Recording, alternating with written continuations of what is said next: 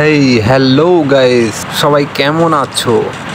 আমি ভালো নেই। দেখতে পাচ্ছ তিনজন জড়জ্যান্ত টিমমেট আমার বেশি হাওয়ায় উড়তে গিয়ে যা হলো। বাস হাওয়া নিকল গই। হ্যাঁ, বিপক্ষ দলের প্লেয়ার একদম হাওয়া বার করে দিয়েছে। তা এবার আমি হাওয়া বার করবো, দেখতে থাকো।